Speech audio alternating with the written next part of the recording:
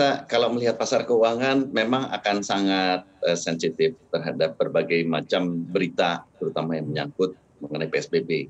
Dan ini juga menjadi salah satu faktor risiko yang saya rasa cukup besar pada waktu ada rebound di pasar saham kita dan juga di pasar obligasi kita, bahwa kalau misalnya ada PSBB atau pembatasan aktivitas yang cukup ketat lagi, tahap kedua ini pasti akan disikapi negatif oleh para pelaku pasar.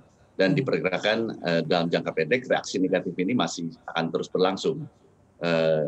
Karena dianggap akan mengganggu proses pemulihan ekonomi, despite bahwa ini memang harus diperlukan karena tingginya kasus COVID di Indonesia ya.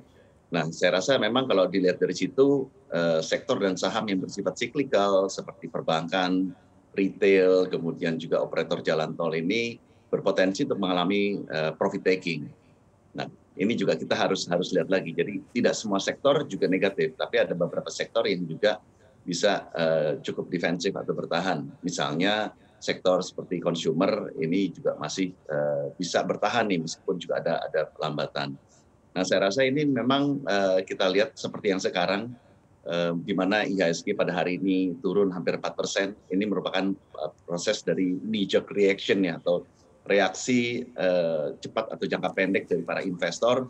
Pada waktu berita ini baru keluar kemarin, mereka langsung jual sahamnya aja dulu, baru nanti akan pilih-pilih lagi setelah beritanya menjadi lebih jelas.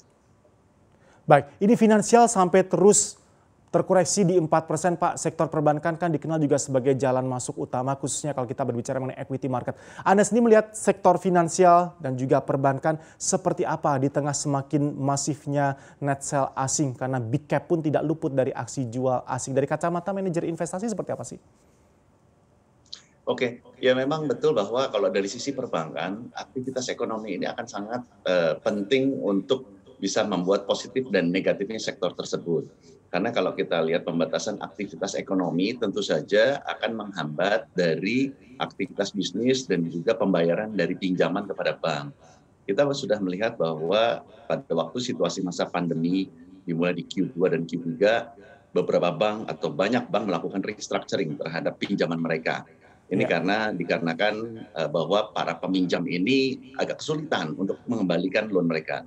Dan pada waktu ada pembatasan aktivitas lagi, ini akan kembali lagi terjadi. Jadi saya rasa mereka harus menghitung ulang lagi nih dari sektor perbankan berapa yang akan mulai di restructure lagi gitu. Jadi ini saya rasa kenapa negatif terhadap sektor perbankan dan juga sektor finansial secara keseluruhan.